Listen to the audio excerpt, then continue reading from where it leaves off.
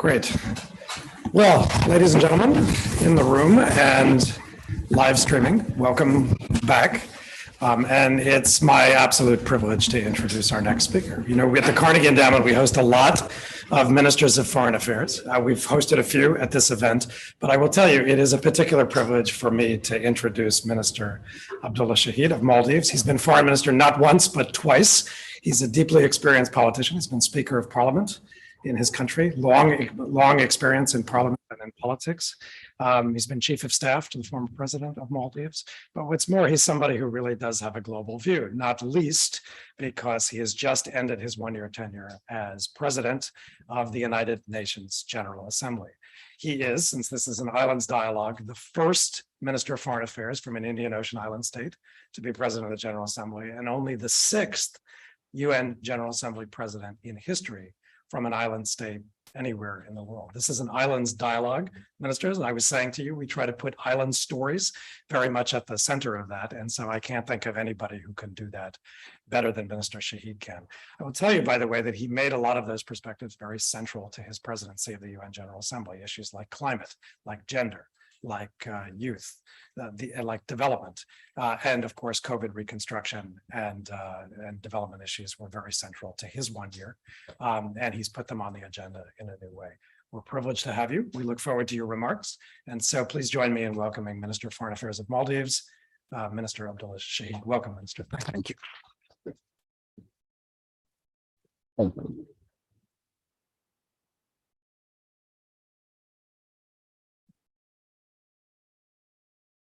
Thank you very much, Evan, for that kind introduction.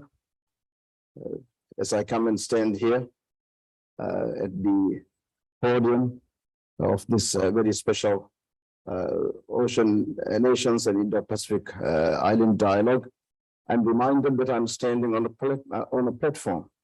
This is something that I have been constantly reminded of, that the Secretary General and I have something common at the United Nations, that because of the height challenge, we both always need a platform at the podium to stand on. I'm deeply in gratitude for this kind invitation. My dear friends, as I reflect on my tenure as President of the General Assembly, coming from the Maldives, I'm reminded that it is not a country's size that matters or determines the scale of its contribution to the international community. I'm reminded that small island states can stand shoulder to shoulder with the rest of the global community, that we have equal worth and equal say to all our peer nations. And as I started saying before, take a good look at me. I would not have gone very far if I believed that it is one's size that should determine the scale of one's ambition. Rather, I have always believed, my friends, that we should do all that we can to stand tall. For instance, I recollect my visits to many of the small island developing states as PGA. I always pointed out that while I might not be the tallest person one would encounter, wherever I speak, I make sure that I stand on a platform, a moral platform. That is where the small island states get their height, they get their voice thrown out. Because as small island states in the front line of climate change, we have the moral high ground on everything that we say.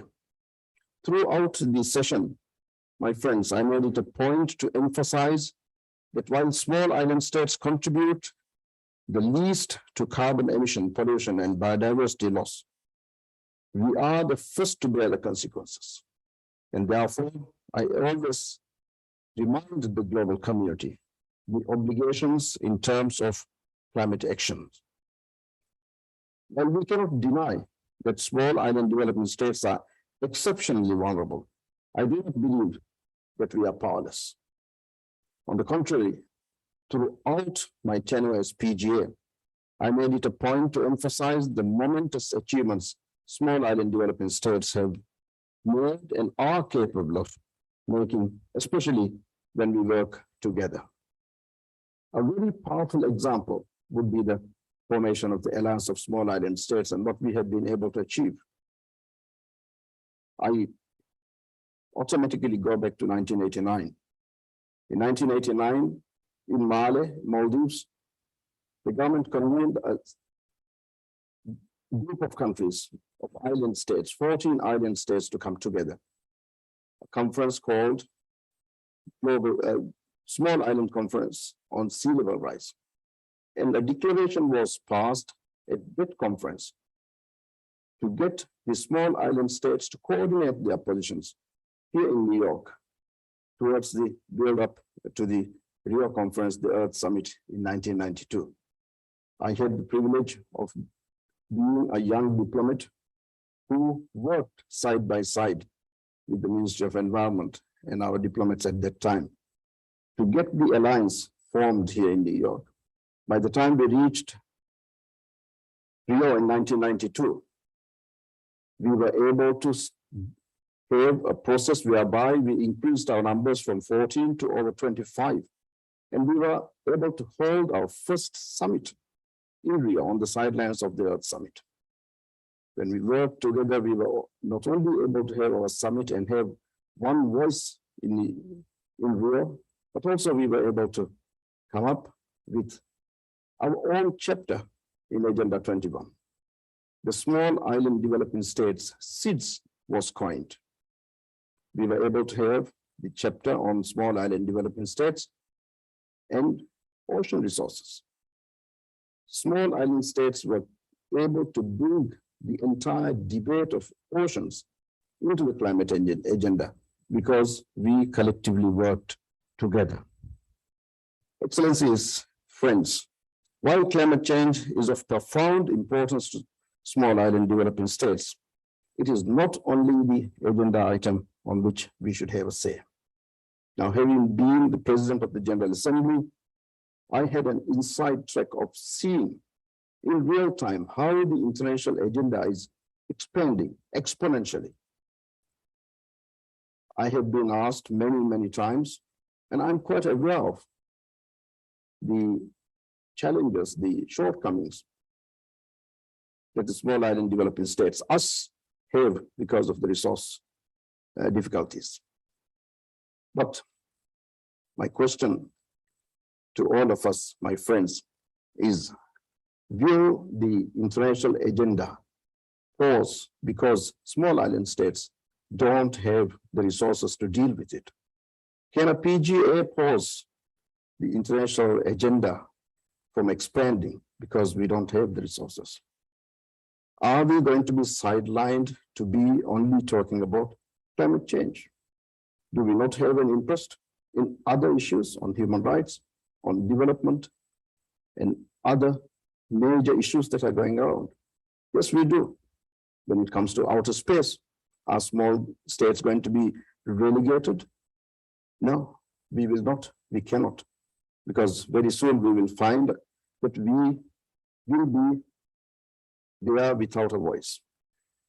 But we have proven ourselves that we have the capacity to come together and deal with this international agenda with one voice when we come together, the alliance. It is time that we start broadening the cooperation agenda within the Alliance of Small Island States. When we're speaking of bold ambitions, I would be remiss if I did not mention the Secretary General's Our Common Agenda report. My dear friends, one of the major processes that has taken place during the 76th session, bringing the entire international community together, was the Our Common Agenda. The Our Common Agenda of the Secretary General came out of the declaration, the 75th anniversary declaration, whereby the heads of state of the world came together and said, we have reached in the last 70 years a point whereby we need to move on from the United Nations to the UN 2.0. How do we do it? They mandated the Secretary General to come up with a report. When the Secretary General published this report, we found that there was quite a diversion of views within the 193 member states. And bringing them together was one of the main challenges that I had. But I'm very happy and satisfied that I had the opportunity to bring the entire membership, the 193 member countries together. And the member states, by consensus, decided to give me as the PGA to follow up on this report. Now, I always recall what I said to the member states at the beginning of the consultative work that I began. Coming from an island state, nothing but fish was on my mind. I reminded the member states, look, ambassadors, we are going fishing. In the Maldives, when we go fish, there's one thing that we try avoiding, that is getting our lines entangled in the reef or to the line that is next to you.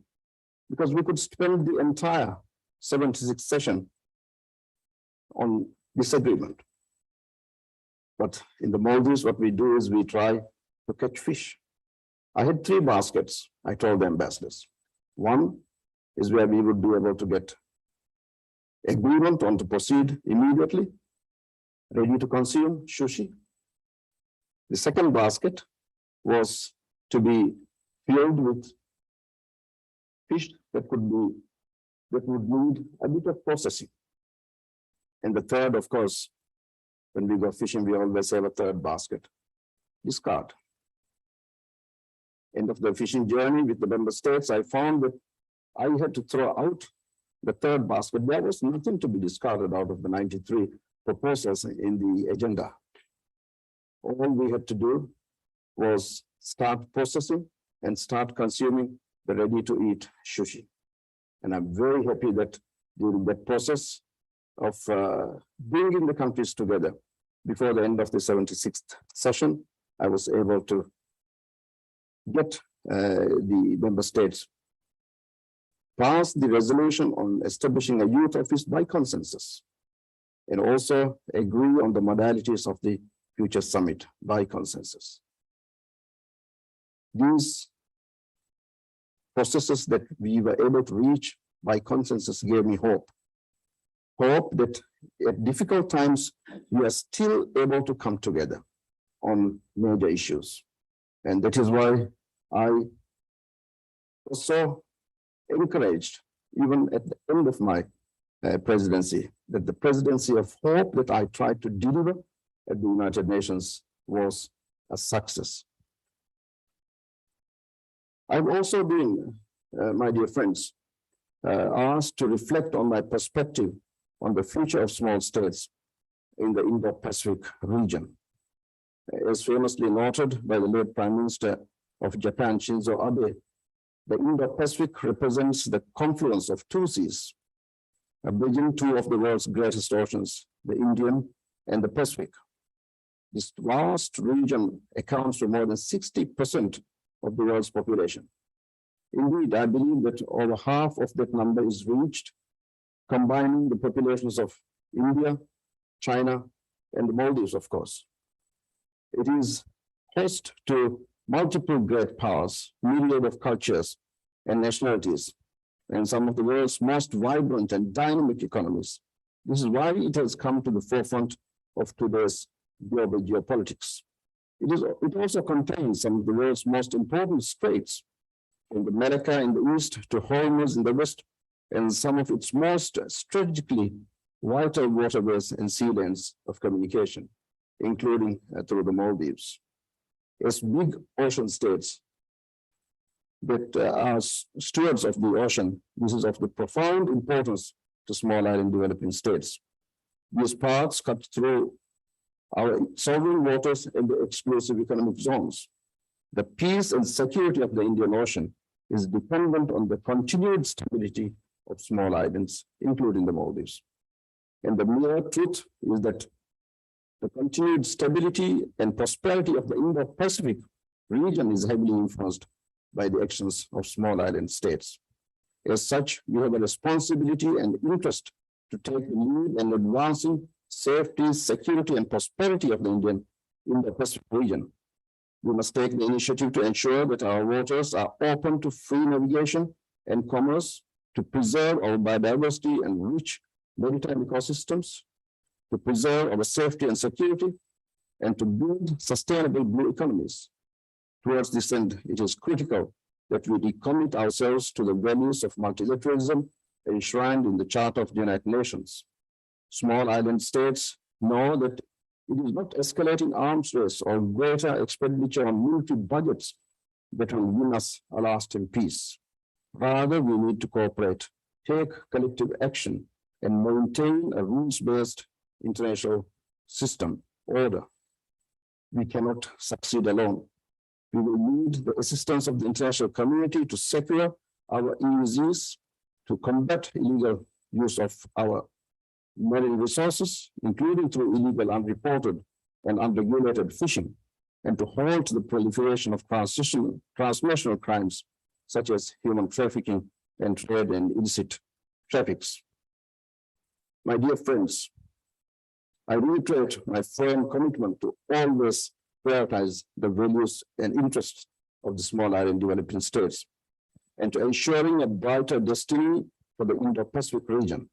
I will continue to advocate for stronger climate action, greater multilateral cooperation, assistance to countries in vulnerable situations, and ensuring that the Indo-Pacific region is one characterized by peace, security, and prosperity. Rest assured that I will continue to advocate for these values and priorities as Foreign Minister of the Maldives, and I will always stand alongside with my colleagues from fellow island nations to protect and promote our interests in the Indo-Pacific region and beyond. And I thank you.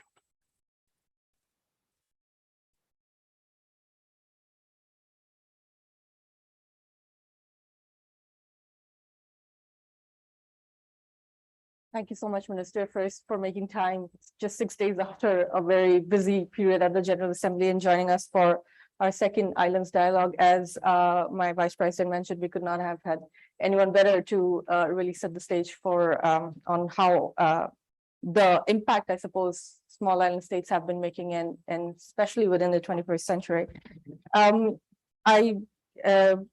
There will be questions from the floor, but I did want to use my privilege as his chair to ask a few questions of you following from your speech. And I was the first question that I have, I suppose we had a panel just before this, and we had Ambassador Prasad speak on it, and we have already had conversations on climate, and this agenda for tomorrow is also very much climate focused and different aspects of it. And I suppose what I'd like to ask you is your position or your place as the President of the General Assembly of the United Nations, and also your role as the Foreign Minister of Maldives, where perhaps Maldives sees climate change or the issues of climate with a degree of urgency that may not be matched with a lot of the bigger powers within the UN General Assembly. And I was wondering if how you navigated that and how that was laid out during your presidency, again, noting that you were the first one from an Indian Ocean island to have gone on to become the President of the General Assembly, and also only sixth in the history of the UN General Assembly to have held that position. So I was wondering the contradiction or perhaps the issues that you might have had to navigate as Maldives, as a champion of climate change, but also as President of General Assembly, where other bigger powers did not maybe reflect the same level of urgency that you did. Thank you very much. Thank you. You recognized Ambassador Prasad here. There's little I could say after Ambassador Prasad has taken the floor. I can reveal a secret. When we appoint ambassadors to Geneva, we always make sure that we find a student of Ambassador Prasad. The last two ambassadors have been taught by Ambassador Prasad, Professor Prasad, I must say, at the University of South Pacific. There we go again, the close cooperation between island states. We benefit from each other's resources so well that, and I want to recognize Professor Ambassador Prasad here and thank him for contributing to the development of human resource in the Maldives. Thank you, sir. Let me come back to the question at hand. During my interactive dialogue during the campaign, of course, you know that at the United Nations now, when you seek a job, you get grilled. The difference between the Secretary General and the President is that the Secretary General gets grilled the whole day, 3 hour 2 sessions, and the President gets grilled 3 hours only. During that session, I was asked about this issue, and I did not shy away from it. I reminded the member states that as the President of the General Assembly, I will of course be impartial, except when it comes to climate change. Because for me, whichever job I hold, be it the President of the General Assembly or the speakership or even the John Doe of Maldives, I still live through every day, day in, day out with climate change. It's a matter that is connected to our own survival. My people go through it. They wake up thanking the Almighty that they survived the night, and they go back to bed praying that they will survive the night. Just a month back, we had the sea level just rise, and it creeped onto 70 islands. And when we talk about 70 islands in the Maldives, we are talking about islands that are only 2.5 meters above sea level. That is the highest point that you can go. Mount Maldives is 2.5 meters above sea level. It's completely flat, and the islands are very small. The largest island probably about 5.5 miles in length and 0.5 mile in width. These are small dots of sand in the middle of about 1 million square kilometers of ocean. And the ocean decided to come on, and 70 of our islands were inundated with salt water. Imagine the people living there, the children, all they could see through was to end of the eyesight. It was ocean. After 2 days, the ocean decided, okay, time to go back, left the island, destroyed everything on it. And that was what was left. But we do not get reported because it's not sensational enough. We do not make headlines because we are tiny little people. Only Maldives, China, and India together we make 60% of the world population. But somehow we get left out of the equation. So I did not shy away from making and recognizing the 76th session as a super session on nature. Because during 76th session, so many high-level environmental and climate-related events were held, starting from Glasgow to ending with the Ocean Conference. So by the time we reached July, what I had planned to do is to bring the entire 193 countries, convene them together to make sure that we send a good, strong message that when it comes to climate change, there are no silos. We have to work together, and wanted to correct course to Sharm el-Sheikh. I think I had the advantage, I had the moral high ground as the President of the General Assembly in conveying this strong message to the largest countries as well. So I must say that I should thank the member states for making sure that they all came together with me in highlighting this very strong message on unity and the urgency of climate change. Thank you so much, Minister. During both your speech and right now in your remarks, you talked about kind of the agency of small island states and the impact that islands can have despite the size or the capacity on it. You also remarked how climate is not sensational enough for reports and media to report about, but within geopolitics. Let me come to one question on geopolitics to you as you step back into or step into your foreign Minister of Foreign Affairs role. The geopolitics around the Indian Ocean region and in terms of the role or the space Maldives holds in the growing competition in the area. How do you navigate that, keeping in mind, again, that the main priorities and concerns are climate change, but the competition happening around your waters, around your shores, or through your waters? I suppose Maldives sits in very critical waterways from the Straits of Malacca to the Bab el Mandeb. how does a small island state, but a powerful island state like Maldives navigates that? For us, it is very clear because from where we stand, we regard ourselves as the heart of the Indian Ocean. And for the Indian Ocean to survive, we need the heart to pump. We need the heart to flourish. We need the heart to be strong. But for the heart to be strong, we need the entire body to be able to have peace, stability, and good health. So what we try to do in the Maldives is to make sure that we do not have provide encouragement to any competition within our region.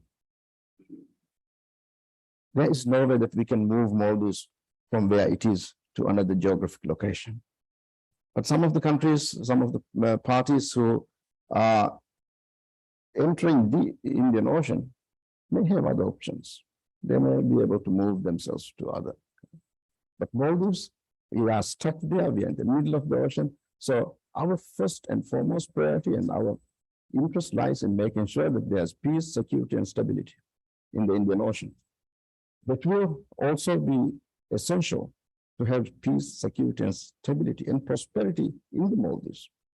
Otherwise, we will be continuously engaged with different types of contentious issues that we will look back maybe in 50 years, 100 years, and we will not have made any progress. We would have rather gone back.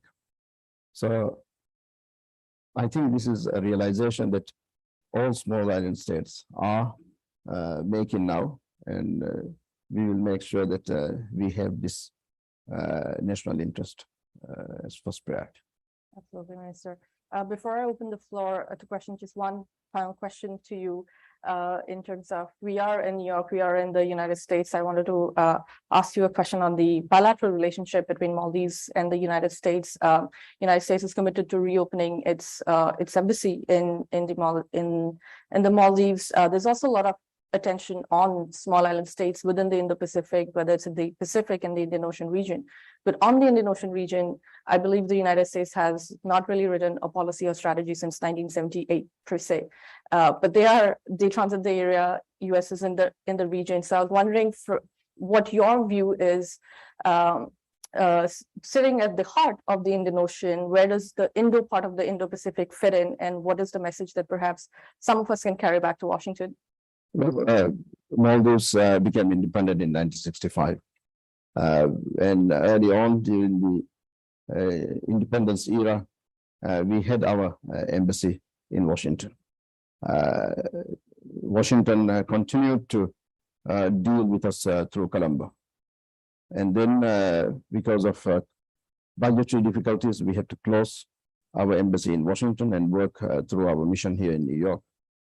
In 2007, my first stint as foreign minister, I was of the view that it is essential that we reopen our embassy in Washington. So I reopened it and wanted to make sure that we are able to reach out into the heart of the United States.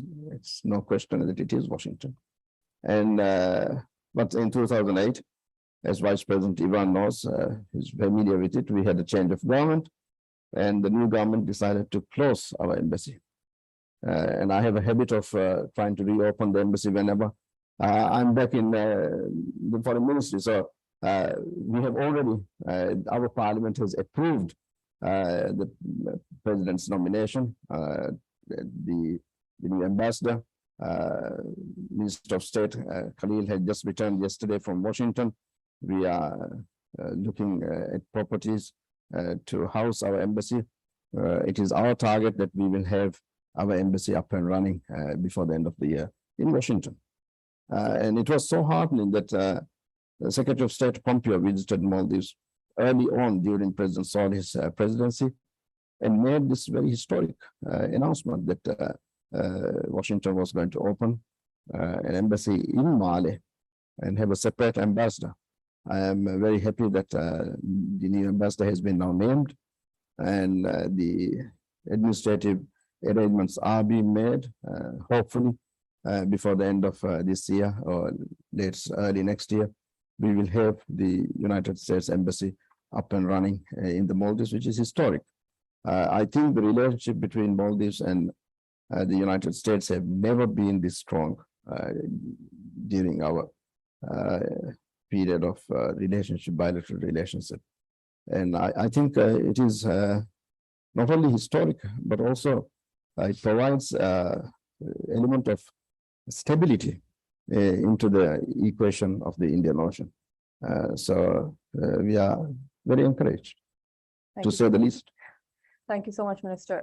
If there are any questions from the floor, there should be mics coming to you later right there. Good evening, Excellency. Happy to see you outside the building of the UN. My name is Andres Bass. I'm from Humanitarian Focus Foundation, and I'm one of the appointee of the UN SDG ambassador who promoting the President of Hope, your agenda. My question is, what will be the best approach for civil society to promote the President of Hope outside the UN building? Because we have a block. When we go outside that building, a lot of people doesn't even understand the common agenda of the UN or what the Sustainable Development Goal to forward for the 2030. What will be the best message you can give us? That's the way we can push your agenda, the President of Hope. Thank you very much. One of the initiatives I took, as you would recall, being President of the General Assembly, was to reopen the General Assembly and the United Nations for civil society engagements. Last November, I held a town hall meeting for civil society where I had about 3 hours of interactive session with civil society, trying to explain what the Presidency of Hope is all about. I also had a civil society town hall meeting in Geneva during the high-level segment of the Human Rights Council debate. The role of the civil society in the UN debate is something I believe wholeheartedly. I believe involving the civil society enriches our debate. It also makes sure that what we aspire does not stop at the General Assembly itself. It gets filtered through. My request to you would be to continue to showcase the Presidency of Hope, that never give up, continue to work hard and raise the standards time and time again.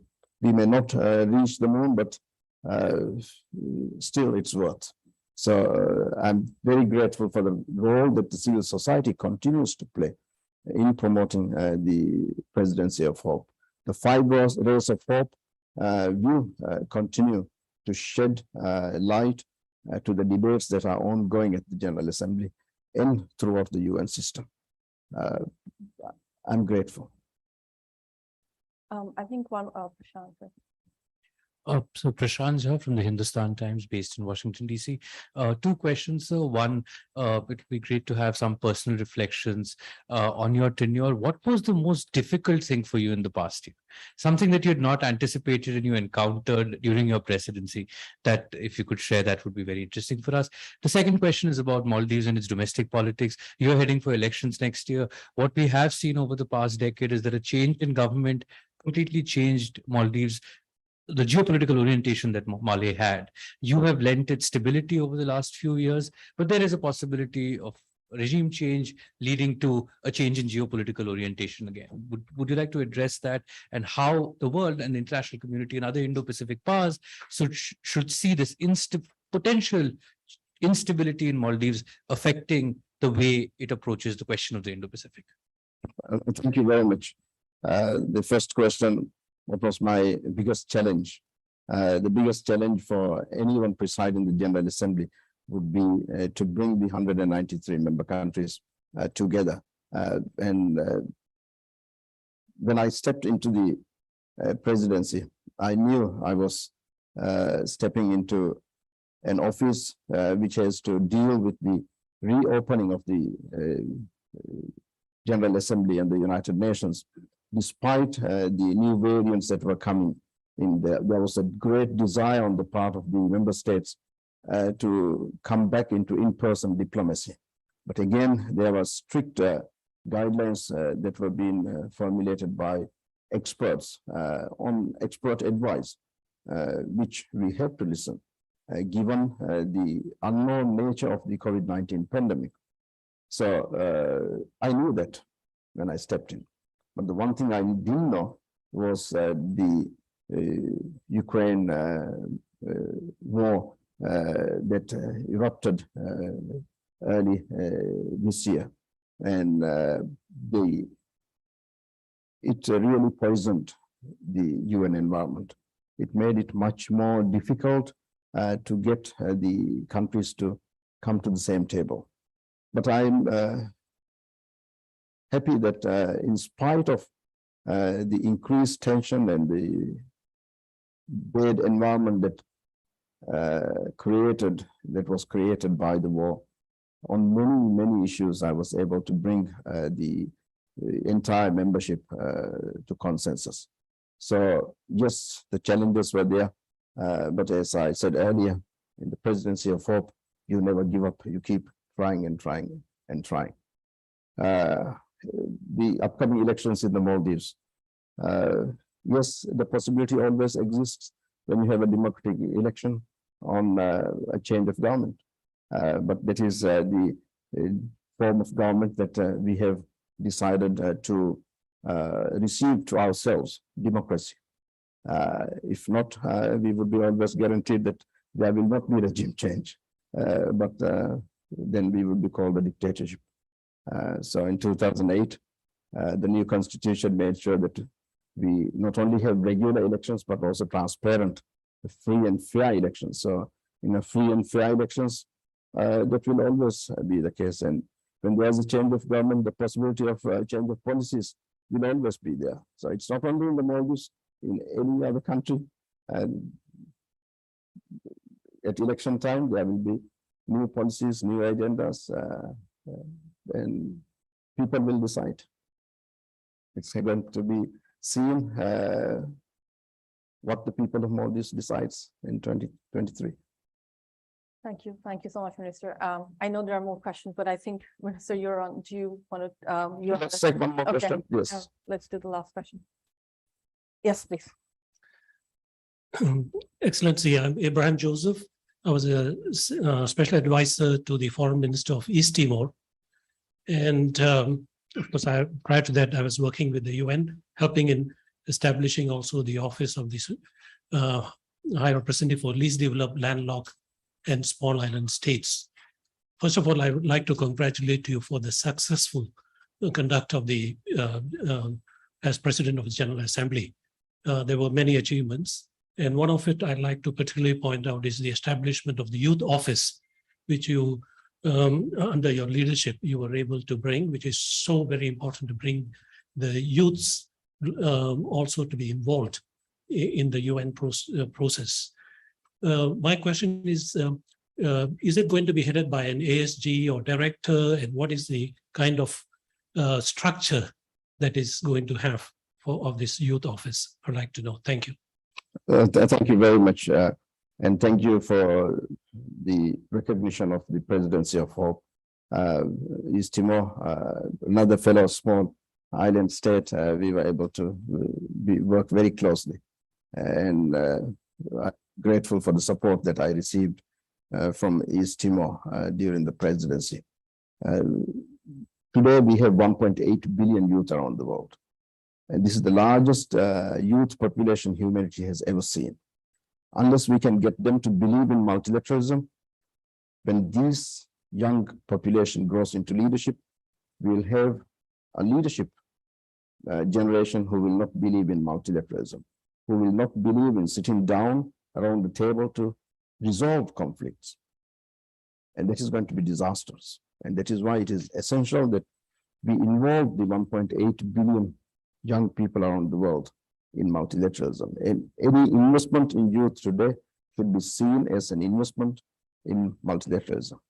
And that is why I initiated the Youth Fellowship of Hope, whereby young diplomats from underrepresented countries gets an opportunity to come and work at the president's office at the General Assembly to get an inside track and experience of how multilateralism works.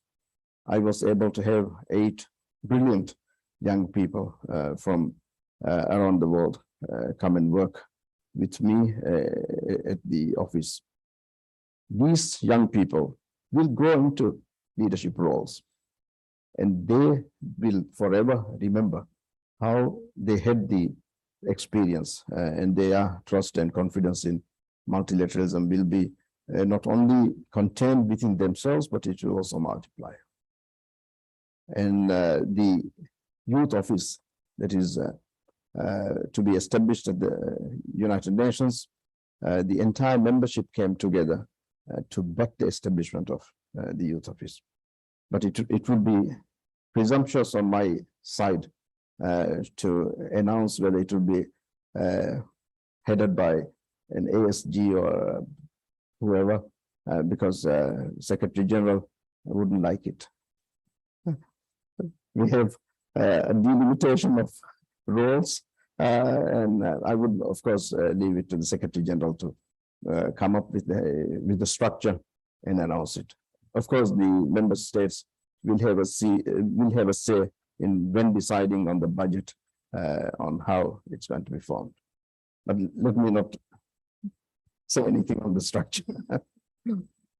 On that note, thank you, Minister, so much for your excellent remarks, for taking time to address this forum as we start this dialogue on islands bringing together from the Indian Ocean and the Pacific, and for this very frank discussion. On behalf of the Carnegie Endowment and the Sasakawa Peace Foundation, my deepest gratitude for taking the time after such a busy presidency and your role already as Minister for Foreign Affairs, and a personal thank you for your messaging to the world on hope, youth, and gender. Thank you so much. Thank you very much. Thank you. It's been a delight.